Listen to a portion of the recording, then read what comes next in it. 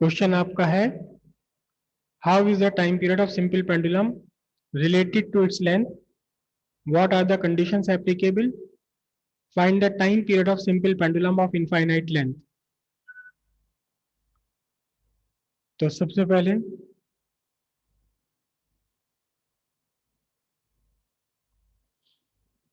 Bye the equation t equals to pi square root l by g, t directly proportional square root of l। जितनी ज्यादा length उतना ही time period ज्यादा, लेकिन यहाँ कुछ conditions applicable है। पहली कंडीशन एप्लीकेबल है, length must be much smaller than radius of earth. Length ये किलोमीटर्स में नहीं, फ्यू मीटर्स हो, much smaller than radius of earth. Second condition है क्या, size of bob must be small. क्यों? So that there is no air resistance, air का resistance ना हो। थर्ड कंडीशन क्या है कि जो भी आपने स्ट्रिंग यूज करी है, स्ट्रिंग कैसी हो, मस्ट बी अनस्पन। अनस्पन का मतलब रोटेशनल इफेक्ट ना हो इसके अंदर बिल्कुल भी। इनएक्सटेंसिबल, खिंच करके लंबी ना हो जाए, और कैसी हो, पूरी तरह फ्लेक्सिबल हो। ये कंडीशंस है। अगर length of pendulum radius of अर्थ के इक्विवेलेंस है, तब ये फॉर्मूला एप्लीकेबल नहीं होगा। ये फॉर्मूला केवल तब तक एप्लीकेबल है जबकि आपकी length of pendulum radius of अर्थ से बहुत छोटी हो। तो अगर रेडियस ऑफ अर्थ बढ़ते बढ़ते इंफिनिटी हो जाए, तो इस फॉर्मूले से ऐसा लगता है कि टाइम पीरियड इंफिनिटी हो जाएगा। जितनी लेंथ बढ़ती रहेगी उतना टाइम बढ़ता रहेगा। अगर लेंथ इंफिनिटी रख दो तो इंफिनिटी का स्क्वायर रूट भी इंफिनिटी, टाइम इंफिनिटी हो जाएगा। लेकिन ऐसा नहीं है। क्यों? क्योंकि लेंथ जब बहुत लंबी होगी तब हम इस फॉर्मूले को यूज कर ही नहीं सकते। तो इनफाइनाइट लेंथ का अगर पेंडुलम आप बना लें, तब उसका टाइम पीरियड कितना निकल कर आएगा। Time period of infinite length, a pendulum of infinite length. ये आपका अर्थ सरफेस मैंने ड्रॉ करी। अर्थ सरफेस, कहीं इसका अर्थ का सेंटर है C, C is the centre of earth. तो फिर सेंटर से अर्थ सरफेस तक कर किसी एक पॉइंट की डिस्टेंस है रेडियस ऑफ अर्थ। और आपने एक पेंडुलम लगाया जिसकी लेंथ इंफिनिटी है, तो इसलिए मैं लेंथ को बना रहा हूं कैसा, डॉटेड। डॉटेड बना रहा हूं लेंथ को।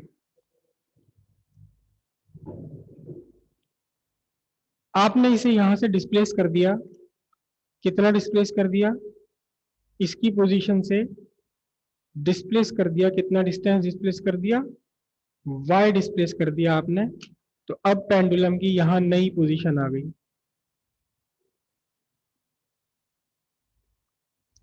अब इसके ऊपर कितनी फोर्स काम कर रही है? सबसे पहले फोर्स ग्रेविटेशनल फोर्स, जो हमेशा हमेशा एक्ट करती है towards the centre of earth. This is gravitational force acting towards the centre of earth. This is mg। ठीक है, इस mg को मैं रिजॉल्व कर रहा हूं दो कंपोनेंट्स में।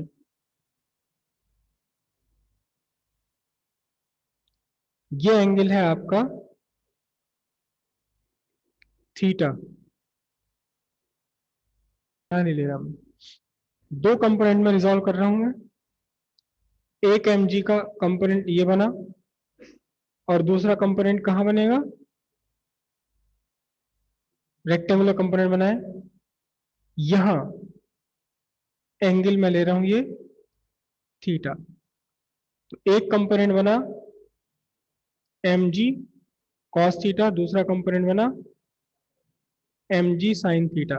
यहां mg sin थीटा ने बैलेंस कर लिया किसे? टेंशन ऑफ स्प्रिंग को। This is the tension of string, correct. तो mg sin theta, mg sin theta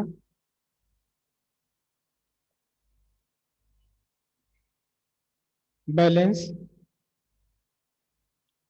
tension T, correct. mg cos theta act towards mean position O, ये mean position है और ये इसकी डिस्प्लेस्ड पोजीशन है A। Mean position O की तरफ काम कर रहा है, hence mg cos theta act as restoring force. तो restoring force F is equal to minus mg cos theta, ठीक है। cos थीटा की वैल्यू ही सब्स्टिट्यूट कर लीजिए, triangle O C O A, triangle C O A cos theta होता है base upon hypotenuse, क्योंकि ये दोनों ही पॉइंट अर्थ के सरफेस के बहुत पास हैं, तो इसलिए मैं ए सी को क्या ले लूंगा, रेडियस ऑफ अर्थ ले लूंगा। तो ये बन गया आपका minus m g y by radius of earth R E.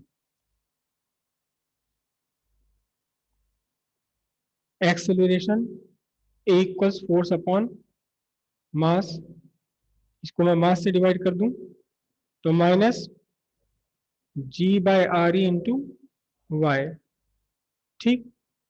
In simple harmonic motion acceleration minus omega square y, then minus omega square y equals minus g by r into y, then omega square equals g by r e,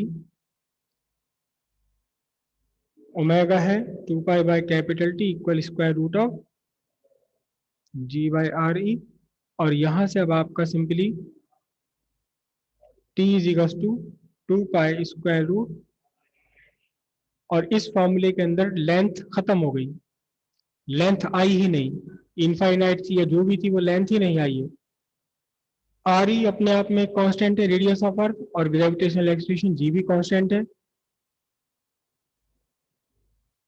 substituting कौन सी, standard values, T equals 86.4,